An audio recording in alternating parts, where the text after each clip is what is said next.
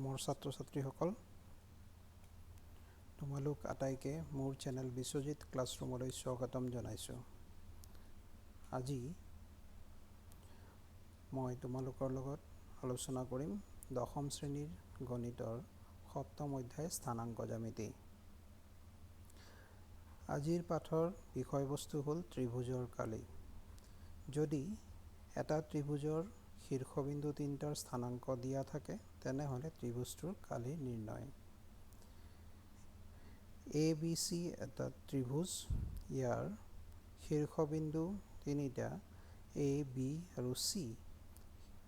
A বিন্দুৰ স্থানাংক x1, y1, B বিন্দুৰ স্থানাংক x2, y2 আৰু C বিন্দুৰ স্থানাংক x3, y3 হ'লে ABC ত্ৰিভুজটোৰ কালি নিৰ্ণয় কৰা। কালি নিৰ্ণয় কৰিবলৈ যোৱাৰ আগতে আমি কিছু কথা আকৌ আলোচনা কৰোঁ আহা। ছাত্ৰ-ছাত্ৰীসকল, আমি আগৰ শ্ৰেণীসমূহত চতুৰ্ভুজ আৰু ইয়াৰ বিভিন্ন প্ৰকাৰ সম্বন্ধে আলোচনা কৰিছোঁ। আমি ট্ৰেপিজিয়াম সম্বন্ধেও কিছু কথা জানি আহিছোঁ। ট্ৰেপিজিয়াম হ'ল এবিধ বিশেষ প্ৰকাৰৰ চতুৰ্ভুজ, যি চতুৰ্ভুজৰ এযোৰ বাহু সমান্তৰাল তাকে ট্ৰেপিজিয়াম বোলা হয়। ABCD এটা ট্ৰেপিজিয়াম, ইয়াৰ AD আৰু BC বাহু দুডাল সমান্তৰাল। AE সমান্তৰাল বাহু দুটাৰ মাজৰ দূৰত্ব। আমি আকৌ জানো যে ট্ৰেপিজিয়ামৰ কালি সমান হাফ ইনটু সমান্তৰাল বাহু দুটাৰ যোগফল পূৰণ সমান্তৰাল বাহু দুডালৰ মাজৰ দূৰত্ব। গতিকে ABCD ট্ৰেপিজিয়ামৰ কালি হ'ব half into AD plus BC into AE বৰ্গ একক। এই ট্ৰেপিজিয়ামৰ কালিৰ সূত্ৰৰ সহায়ত আমি ABC ত্ৰিভুজৰ কালি নিৰ্ণয় কৰিম। ABC ত্ৰিভুজৰ A, B আৰু C শীৰ্ষবিন্দুৰ পৰা x অক্ষৰ ওপৰত ক্ৰমে AP, BQ আৰু CR লম্ব টনা হ'ল। তেনেহ'লে ABC ত্ৰিভুজৰ কালি সমান BQPA ট্ৰেপিজিয়ামৰ কালি প্লাছ APRC ট্ৰেপিজিয়ামৰ কালি মাইনাছ BQRC ট্ৰেপিজিয়ামৰ কালি হ'ব। এতিয়া BQPA ট্ৰেপিজিয়ামৰ BQ আৰু AP সমান্তৰাল, QP সিহঁতৰ মাজৰ দূৰত্ব। তেনেহ'লে BQPA ট্ৰেপিজিয়ামৰ কালি হ'ব 1/2 whole into BQ plus AP into QP। ইয়াত BQ অৰ্থাৎ B বিন্দুৰ y স্থানাংক, AP অৰ্থাৎ A বিন্দুৰ y স্থানাংক। গতিকে BQ সমান x2 আৰু AP সমান y1 হ'ব। আনহাতে QP সমান OP মাইনাছ OQ অৰ্থাৎ x1 মাইনাছ x2।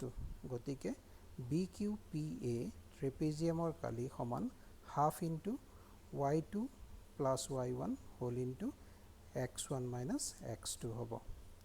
ঠিক একেধৰণে ট্ৰেপিজিয়াম APRC কালি নিৰ্ণয় কৰিব পাৰি। ইয়াত APRC ট্ৰেপিজিয়ামৰ AP আৰু CR বাহু সমান্তৰাল, PR সিহঁতৰ মাজৰ দূৰত্ব।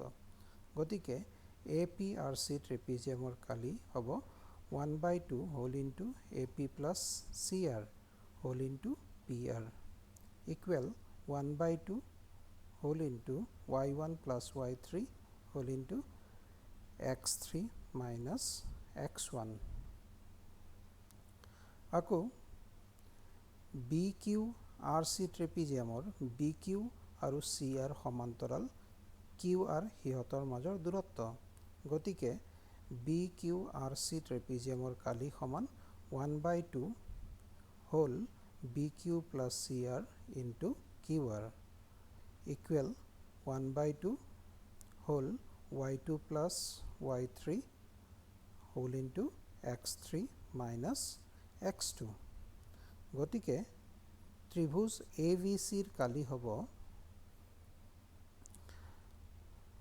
BQPAৰ কালি প্লাছ APRCৰ কালি মাইনাছ BQRCৰ কালি সমান 1/2 whole into y2 plus y1 into x1 minus x2 plus 1/2 whole into y1 plus y3 whole into x3 minus x1 minus 1/2 whole into y2 plus y3 into x3 minus x2।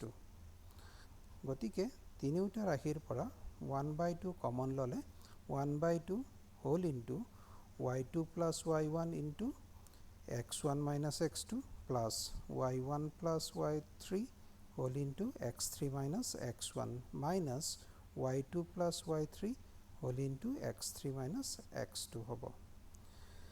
এই ৰাশিটোক আমি সৰল কৰি পাওঁ 1/2 whole into x1 into y2 minus y3 plus x2 into y3 minus y1 plus x3 into y1 minus y2।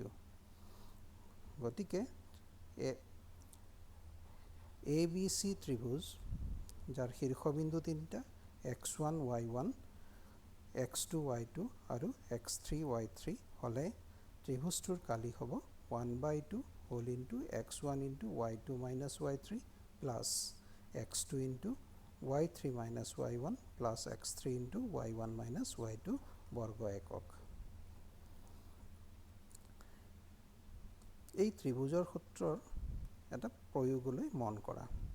এটা ত্ৰিভুজৰ শীৰ্ষবিন্দু কেইটা 2, 3, -1, 0 আৰু 2, -4 ত্ৰিভুজটোৰ কালি উলিওৱা। সমাধান প্ৰদত্ত বিন্দু কেইটাৰে গঠিত ত্ৰিভুজটোৰ কালি হ'ব 1/2 whole into x1 into y2 minus y3 plus x2 into y3 minus y1 plus x3 into y1 minus y2। ইয়াত এ বিন্দুৰ স্থানাংক 2, 3 গতিকে x1 ইকুৱেল 2 আৰু y1 ইকুৱেল 3। ঠিক সেইধৰণে বি বিন্দুৰ স্থানাংক -1, 0 গতিকে x2 ইকুৱেল -1 y2 ইকুৱেল 0 আৰু চি বিন্দুৰ স্থানাংক 2, -4 অৰ্থাৎ x3 ইকুৱেল 2 আৰু y3 ইকুৱেল -4। এই মানবোৰ সূত্ৰটোত বহুৱাই দিলে আমি ত্ৰিভুজটোৰ কালি পাম 1/2 whole into 2 bracket 0 minus -4 plus -1 into -4 -3 plus 2 into 3 minus 0 equal 1/2 whole into 2 into 4 plus -1 into -7 plus 2 into 3 equal 1/2 whole into 8 plus 7 plus 6 equal 21/2। গতিকে ত্ৰিভুজটোৰ কালি ই সমান 21/2 বৰ্গ একক। এই ধৰণে তিনিটা শীৰ্ষবিন্দুৰ স্থানাংক দিয়া থাকিলে আমি ত্ৰিভুজৰ কালি নিৰ্ণয় কৰিব পাৰোঁ। মনত ৰাখিবা যদি এটা ত্ৰিভুজৰ কালি 0 বৰ্গ একক হয় তেনেহ'লে তাৰ শীৰ্ষবিন্দুকেইটা একৰেখীয় হ'ব। যেনে ঠিক বিপৰীতক্ৰমে তিনিটা বিন্দু একেৰেখীয় হ'লে তিনিটা বিন্দুৰে গঠিত ত্ৰিভুজৰ কালি 0 বৰ্গ একক হ'ব। অৰ্থাৎ কিয়নো বিন্দু তিনিটা একেৰেখীয় হ'লে সিহঁতে কোনো ত্ৰিভুজ গঠন নকৰে, গতিকে সিহঁতৰ কালিৰ মান হ'ব 0 বৰ্গ একক। আমি এটা উদাহৰণ লওঁ আহা। যদি 8, 1 k, -4 আৰু 2, -5 বিন্দুকেইটা একৰেখীয় তেন্তে কেৰ মান নিৰ্ণয় কৰা। সমাধান যিহেতু প্ৰদত্ত বিন্দুকেইটা একৰেখীয় গতিকে এই বিন্দুকেইটাৰে গঠিত ত্ৰিভুজৰ কালি 0 হ'ব লাগিব। অৰ্থাৎ 1/2 bracket 8 into -4 minus -5 plus k into -5 -1 plus 2 into 1 minus minus 4 equal 0 হ'ব implies 1 by 2 whole into 8 into 1 plus k into minus 6 plus 2 into 5 equal 0 implies 1 by 2 whole into 8 minus 6k plus 10 equal 0 implies 1 by 2 whole into 18 minus 6k equal 0 implies 9 minus thrice k equal 0 implies thrice k equal 9 গতিকে k equal 3 গতিকে নিৰ্ণয় k এৰ মান হল 3 এতিয়া চতুৰ্ভুজৰ শীৰ্ষবিন্দু চাৰিটাৰ স্থানাংক দিয়া থাকিলে চতুৰ্ভুজটোৰ কালি নিৰ্ণয় চতুৰ্ভুজৰ কালি নিৰ্ণয় কৰিবলৈ আমি ইয়াৰ যিকোনো এডাল কৰ্ণ সংযোগ কৰিব লাগিব ধৰা হল চতুৰ্ভুজটোৰ b আৰু d কৰ্ণ দুডাল সংযোগ কৰিলো সংযোগ কৰিলে চতুৰ্ভুজটো দুটা ত্ৰিভুজলৈ পৰিৱৰ্তন হ'ব গতিকে এই ত্ৰিভুজ দুটাৰ কালিৰ যোগফলেই চতুৰ্ভুজটোৰ কালি হ'ব অৰ্থাৎ a b d ত্ৰিভুজৰ কালি আৰু b c d ত্ৰিভুজৰ কালিৰ এৰ যোগফলেই হ'ব a b c d চতুৰ্ভুজৰ কালি এইদৰে যিকোনো বহুভুজৰ কালিও আমি নিৰ্ণয় কৰিব পাৰো হক ছাত্ৰ ছাত্ৰীসকল আজি আমি স্থানাংক জ্যামিতিৰ ত্ৰিভুজৰ কালিৰ সূত্ৰ শিকিলো আৰু লগতে ইয়াৰ ব্যৱহাৰ সম্বন্ধেও কিছু আভাস পালো আশা কৰো তোমালোকৰ পাঠটি বুজি পোৱাত কোনো অসুবিধা হোৱা নাই ধন্যবাদ